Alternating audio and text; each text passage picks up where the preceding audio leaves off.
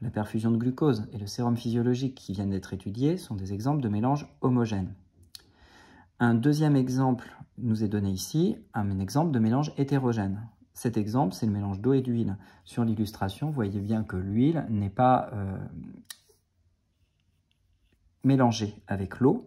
Elle peut être distinguée à l'œil nu. On voit très clairement apparaître deux parties différentes dans ce mélange. Une partie avec l'huile, quelques gouttes qui sont en suspension dans l'eau, et l'eau qui est en dessous. Lorsqu'un mélange concerne un ou plusieurs liquides, si le mélange est homogène, alors ces liquides sont qualifiés de miscibles. Si le mélange est hétérogène, alors ces liquides sont qualifiés de non miscibles. Vous soulignez en rouge, mélange homogène, liquide miscible. Et vous soulignez en rouge, mélange hétérogène, liquide non miscible. Voilà ce qu'il faut retenir de ce point comme étant l'essentiel.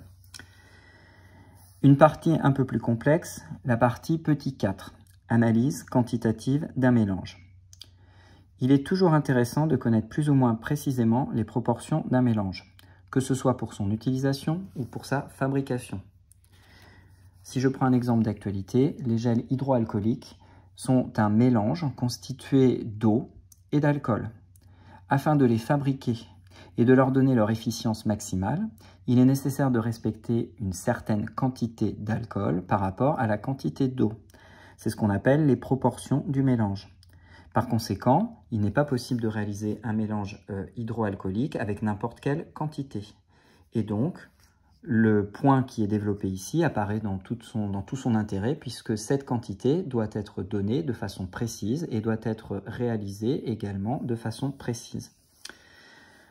Le premier point, petit m espèce chimique, est la masse d'un échantillon d'espèces chimiques contenu dans un mélange. Cette grandeur est exprimée en kilogrammes, abrégé kilogramme, ou en grammes, abrégé petit g. Vous soulignez en rouge petit m espèce chimique, vous retenez que c'est la masse et vous retenez les deux unités possibles, le kilogramme et le gramme. Bien entendu, vous allez avoir cette espèce chimique qui va être intégrée dans un mélange, donc qui va être ajoutée à une ou à d'autres espèces chimiques pour pouvoir réaliser ce mélange. On a donc dans une deuxième définition, petit m mélange, là aussi on va souligner en rouge et retenir ceci. Donc petit m mélange porte bien son nom, c'est la masse d'un mélange d'espèces chimiques. Cette grandeur est à nouveau exprimée en kilogrammes ou en grammes. Et qu'est-ce que l'on va pouvoir définir comme proportion? C'est ce qu'on appelle le pourcentage petit m d'espèces chimiques. Vous soulignez en rouge cette notation, pourcentage petit m d'espèces chimiques.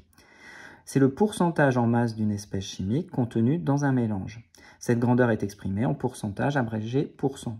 Vous retenez que c'est le pourcentage en masse d'une espèce chimique dans un mélange et vous retenez son unité, le pourcentage. Vous avez donc une formule qui vous est proposée, que je vais reprendre ici à droite. Cette formule, c'est donc que le pourcentage massique d'une espèce chimique, qui s'exprime donc en pourcentage, je reviendrai sur les unités juste après, est égal à la masse de l'espèce chimique qui m'intéresse, divisé par la masse du mélange, le tout fois 100.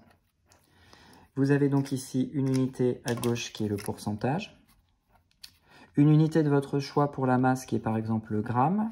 Dans ce cas-là, cela m'oblige à prendre le gramme également pour la masse du mélange.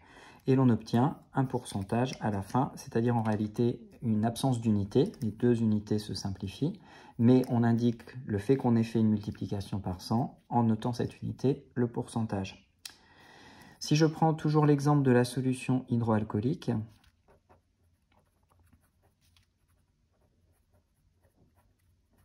dans ce cas-là, on comprend que ce mélange est constitué d'eau et d'alcool. Et si je veux exprimer un pourcentage massique de la solution hydroalcoolique, en alcool par exemple, cela donne pourcentage en masse d'alcool égale masse de l'alcool sur la masse de solution, le tout multiplié par 100. Tout simplement. Deuxième définition, deuxième série de définitions, le volume d'une espèce chimique et le volume d'un échantillon d'espèces chimiques contenu dans un mélange. Donc vous soulignez en rouge volume d'espèces chimiques dans le mélange. Cette grandeur est exprimée en millilitres ou en litres. Il est beaucoup plus rare d'utiliser les centimètres cubes, abrégé cm3, ou les mètres cubes, abrégé mètre puissance 3. Vous soulignez en rouge donc le fait que c'est volume d'espèces chimiques. le volume d'un échantillon, le volume d'espèces chimiques dans un mélange, et vous soulignez en rouge les deux unités les plus usuelles, millilitres et litres. De la même façon, on va utiliser le volume du mélange. Donc le volume du mélange, on souligne en rouge, volume d'un mélange d'espèces chimiques, donc volume mélange espèces chimiques. Cette grandeur est exprimée en millilitres abrégé millilitres ou en litres abrégé litres. Il est beaucoup plus rare d'utiliser à nouveau les centimètres cubes, abrégé centimètre 3, ou les mètres cubes, abrégé mètre puissance 3. On obtient donc ici deux volumes soulignés en rouge, on retient la signification de chacun de ces termes, et on obtiendra à la fin le pourcentage, mais cette fois-ci avec en indice, et j'attire votre attention là-dessus, un grand V et non plus le petit m précédent. Quand il y a le petit m, c'est un pourcentage massique. Quand il y a un grand V, en toute logique, pourcentage volumique.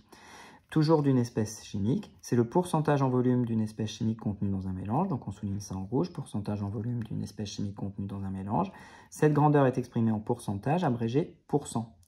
Nous avons donc une relation littérale qui là aussi va être redéveloppée à droite. Pourcentage en volume d'une espèce chimique est égal au volume de l'espèce chimique sur le volume du mélange fois 100. À nouveau les unités. Ici, c'est en pourcent. Le volume, je prends l'exemple du millilitre. Je divise par un volume du mélange qui doit aussi être en millilitres. Même explication que précédemment, les unités se simplifient, mais pour indiquer que nous avons réalisé une multiplication par 100, on indique l'unité pourcentage. Si je reprends l'exemple de la solution hydroalcoolique,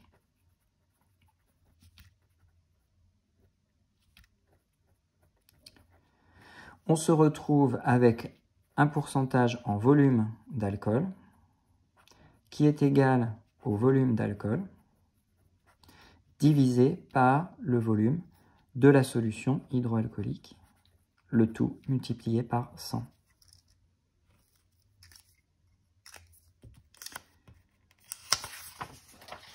Quelques exemples vous sont donnés et ces exemples font référence au tableau qui se trouvait à la page 4 du fascicule.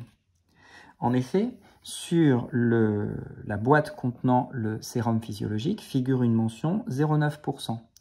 Ce 0,9%, puisqu'on ne nous indique pas clairement ce que c'est là qu'il faut avoir une indication supplémentaire, et on vous le dit dans l'exemple, il s'agit du pourcentage massique en chlorure de sodium, qui est donc donné par la relation littérale. Le pourcentage en masse de chlorure de sodium est égal à la masse de chlorure de sodium divisé par la masse de sérum, le tout multiplié par 100.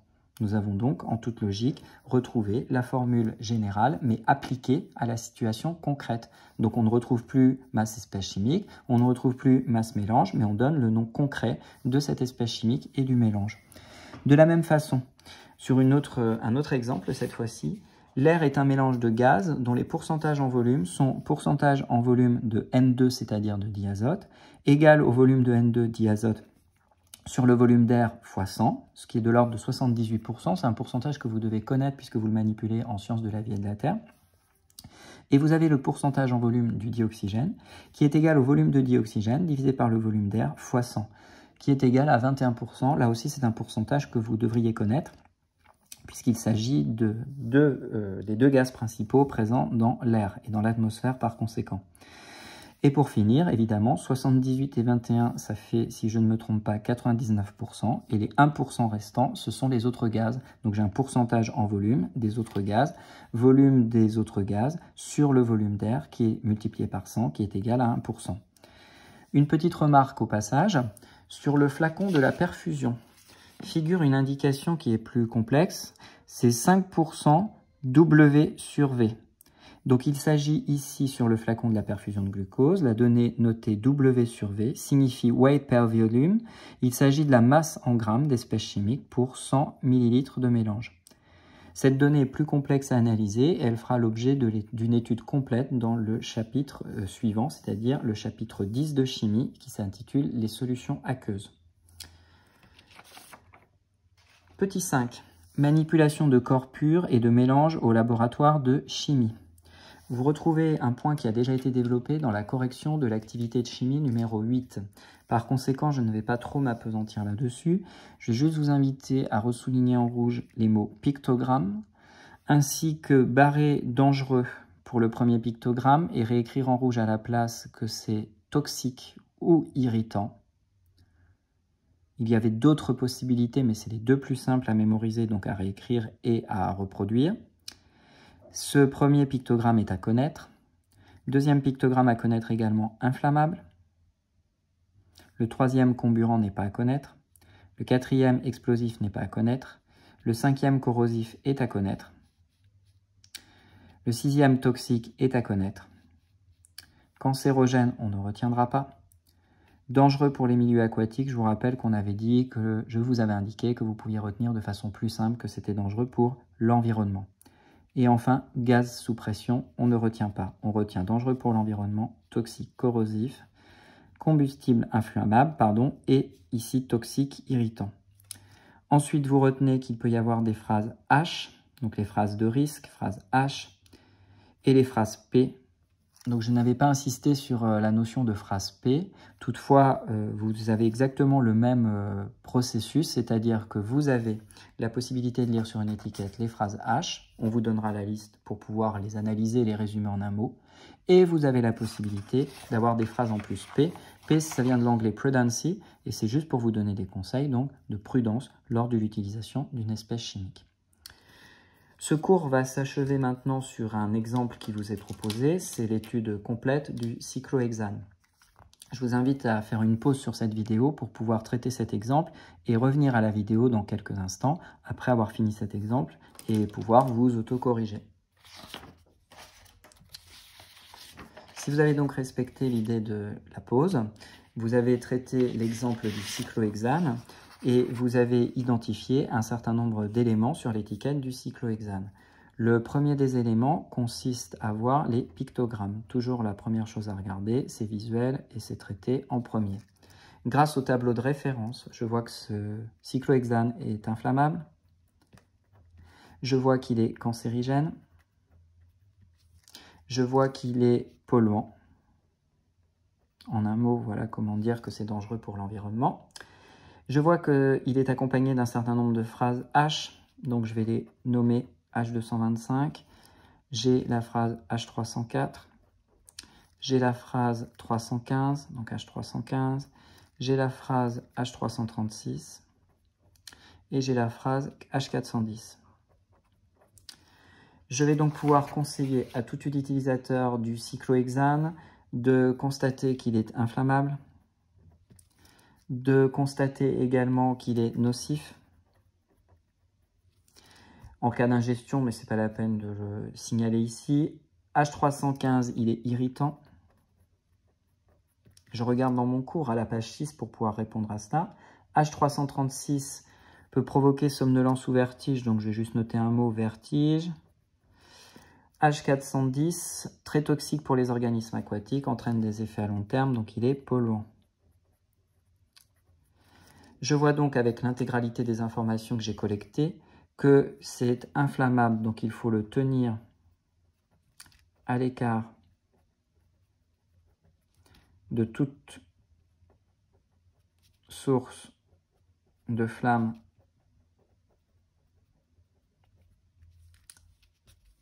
ou de chaleur. Première consigne de sécurité. Deuxième consigne de sécurité, irritant, vertige, inflammable, ça c'est fait. Ensuite, cancérigène, etc. Donc il faut des gants, des lunettes, une blouse. Il n'est pas responsable de sentir les vapeurs de cyclohexane, par conséquent, il est préférable de travailler sous hotte. Et enfin, puisqu'il est extrêmement polluant, il faut organiser son recyclage, c'est-à-dire une collecte dans des bidons particuliers et non pas, surtout pas, le jeter à l'évier. C'est la fin de cette première partie du cours de chimie chapitre 9.